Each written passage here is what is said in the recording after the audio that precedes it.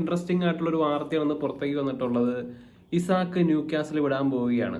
പക്ഷെ നമ്മളിതിലില്ല, നമുക്ക് നോക്കി നിൽക്കാൻ പറ്റുമെന്ന് മാത്രമേ ഉള്ളൂ. ഇപ്പൊ ഇതിനകത്ത് ഇപ്പോൾ റൊമാനോ ഒക്കെ പറയുന്നത് Liverpool are working on it എന്നുള്ള കാര്യമാണ്. ഇവന്മാർക്ക് എന്താണ്, പ്രാന്തായോ? ഇപ്പം ഇതും കൂടി ആയിക്കഴിഞ്ഞാൽ ഏതാണ്ട് 450-500 മില്യൻ്റെ അടുത്തേക്ക് അവരുടെ മൊത്തം ട്രാൻസ്ഫർ ബിസിനസ് പോകും. മാത്രമല്ല അവർ സെൻട്രൽ ബാക്കിനെയും കൂടി നോക്കുന്നുണ്ടെന്നുള്ള രീതിയിലൊക്കെ പറയുന്നുണ്ട്. ആരൊക്കെയോ ട്വിറ്ററിൽ പറഞ്ഞ പോലെ ആൻഫീൽഡിനിടയിൽ ഒരു വല്ല ഓയിൽ റിസർവും കണ്ടുപിടിച്ചായിരിക്കും. അപ്പം എന്തായാലും നമ്മളൊരു നല്ല നിലയിലായിരുന്നെങ്കിൽ എന്ന് ഒരു നിമിഷം ഒന്ന് ആഗ്രഹിച്ചു പോവുകയാണ്. കാരണം ഈ ഒരു ന്യൂസ് പുറത്തേക്ക് വന്നപ്പോൾ തന്നെ ശരിക്കും പറഞ്ഞു കഴിഞ്ഞാൽ എനിക്ക് തോന്നിയ കാര്യം, ബാക്കിയുള്ള എല്ലാ ക്ലബ്ബുകൾക്കും സെൻട്രൽ ഫോർവേഡുകളായി. ഇപ്പോൾ ലിവർപൂൾ ഓൾറെഡി കിറ്റിക്കാനെ സൈൻ ചെയ്തതാണ്. അതുപോലെ തന്നെ ചെൽസിക്ക് പെഡ്രോയ ഉണ്ട്, ഡിലാപ്പ് ഉണ്ട്, മാൻ സിറ്റിക്ക് ഓൾറെഡി ഹാലൻഡ് ഉണ്ട്. അതുകൂടാതെ ആഴ്സണൽ ഗ്യോക്കിയർസിനെ സൈൻ ചെയ്തു. പിന്നെ ഇനിയിപ്പോൾ ഇവന് പോകാൻ സാധ്യതയുള്ള ക്ലബ്ബുകൾ ഇപ്പോൾ എബ്രോഡിലേക്ക് നോക്കിക്കഴിഞ്ഞാലും റയൽ മാഡ്രിഡിന് അവർക്ക് അവിടെ ആവശ്യമില്ല. അതുപോലെ തന്നെ ബാർസലോണ അത്രയും പൈസ 120 മില്യൺ എടുത്ത് വീശാൻ സാധ്യത കുറവാണ്. യുവൻഡസിനാണെങ്കിൽ അവർക്ക് ഈ പറയുന്ന പോലെ അത്രയും പൈസ എടുക്കാനില്ല. അത് മാത്രമല്ല അവർ ജൊനാഥൻ ഡേവിഡിനെ സൈൻ ചെയ്തതാണ്. പിന്നെ ബെയണിനാണെങ്കിൽ ഹാരി കെയ്ൻ ഉണ്ട്. അപ്പം അങ്ങനെയൊക്കെ കാര്യങ്ങളിലേക്ക് നോക്കിക്കഴിയുമ്പോൾ നമുക്കൊരു സ്ട്രൈക്കറെ വേണം. നമ്മുടെ കയ്യിൽ കാശുണ്ടോ എന്ന് ചോദിച്ചു കഴിഞ്ഞാൽ തീർച്ചയായും കാശില്ല. ഇപ്പം സെസ്കോയുടെ കാര്യത്തിലേക്ക് വന്നപ്പോഴും ഡേവിഡ് ഓൺസിയും പറഞ്ഞ കാര്യം നമ്മുടെ കയ്യിൽ പൈസ ഇല്ല എന്നുള്ളതാണ്. പക്ഷേ നമുക്ക് വേണമെങ്കിൽ ചില മനൂവറിങ് മെക്കാനിസം ഒക്കെ ഇതിനകത്ത് നമുക്ക് ചെയ്യാൻ പറ്റും. ഇപ്പോൾ ഗാർനാച്ചോനെ ഒരു ഇതായിട്ട് വെക്കുക, 40 മില്യൺ കൊടുക്കുക, അല്ലെങ്കിൽ 80 മില്യൺ എക്സ്ട്രാ കൊടുക്കുക. അപ്പോൾ അങ്ങനെ എന്തെങ്കിലും പരിപാടിയൊക്കെ ചെയ്യുക. അതല്ലെങ്കിൽ പൈസ ഇല്ലെങ്കിൽ വേറെ ക്ലബ്ബുകളൊക്കെ ചെയ്യുന്ന പരിപാടി ഉണ്ടല്ലോ, സ്വന്തം വിമൻസ് ടീമിനെ സ്വയം വിൽക്കാം.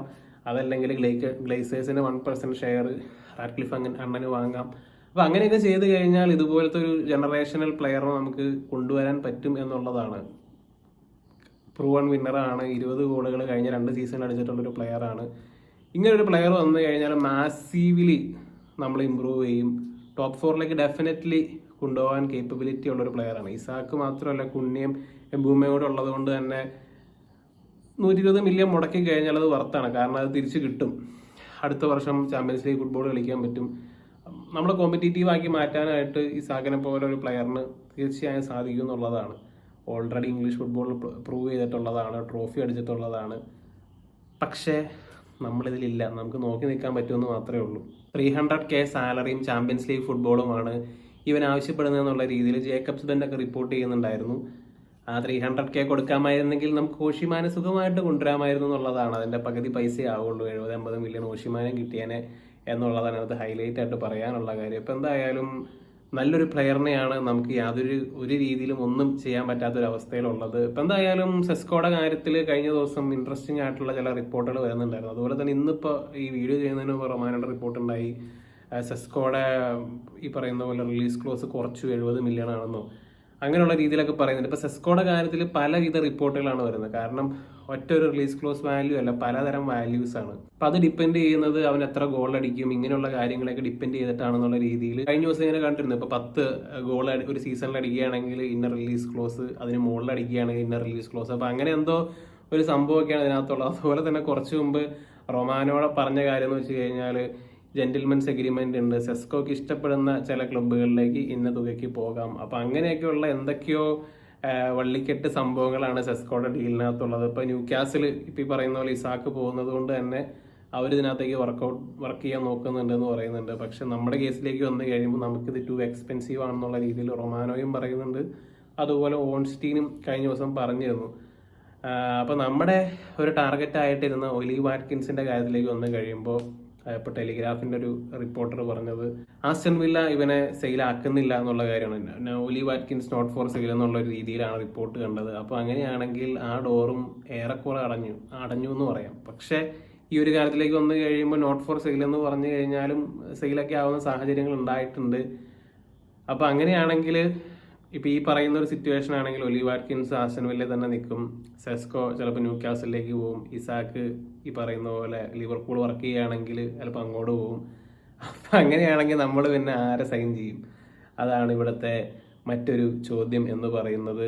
ഈ ഒരു കേസിൽ ന്യൂകാസിലിന് എന്തായാലും ബാർഗെയിനിങ് പവർ ഉണ്ട്. കാരണം എന്താണെന്ന് വെച്ച് കഴിഞ്ഞാൽ ന്യൂകാസിൽ വേണമെങ്കിൽ തീരുമാനിക്കാം ഞങ്ങൾ ലിവർപൂളിന് കൊടുക്കുന്നില്ല, അല്ലെങ്കിൽ ഒരു പ്രീമിയർ ലീഗ് ക്ലബിനും ഇവനെ കൊടുക്കുന്നില്ല എന്നുള്ള കാര്യം വേണമെങ്കിൽ തീരുമാനിക്കും. ഇപ്പം ന്യൂകാസിലാണെങ്കിൽ ആകെ കുരു പൊട്ടിയിരിക്കുകയാണ്. കാരണം എന്ന് വെച്ച് കഴിഞ്ഞാൽ അവർ നോക്കിയ പല പ്ലേയേഴ്സിനെ അവർക്ക് കൊണ്ടുവരാൻ സാധിച്ചില്ല. എംബുമേനെ അവർ നോക്കിയതാണ്, ജാവോ പെഡ്രോനെ അവർ നോക്കിയതാണ്, ഡിലാപ്പിനെ നോക്കിയതാണ്, അതുപോലെ തന്നെ കിറ്റിക്കിനെ അവർ നോക്കിയതാണ്. അതിനുശേഷമാണ് കുറച്ച് ദിവസം കഴിഞ്ഞപ്പോൾ ലിവർപൂളായിട്ട് ലിങ്കായി, ലിവർപൂൾ സൈൻ ചെയ്തത്. അപ്പോൾ അതുകൊണ്ടാണ് ന്യൂ കാസിലിന് തീരുമാനിക്കുക അങ്ങനെ ഇപ്പോൾ നീ അങ്ങോട്ട് പോകണ്ട എന്നുള്ളൊരു തീരുമാനം എടുക്കാം. കാരണം നിങ്ങൾ ഓർക്കുന്നുണ്ടെങ്കിൽ ഇതേപോലൊരു സംഭവം ഹാരി കെയിൻ്റെ കേസിനകത്ത് സംഭവിച്ചിട്ടുണ്ട്. ഇപ്പോൾ മാൻ സിറ്റി ഹാരി കെയിനെ സൈൻ ചെയ്യാൻ നോക്കി.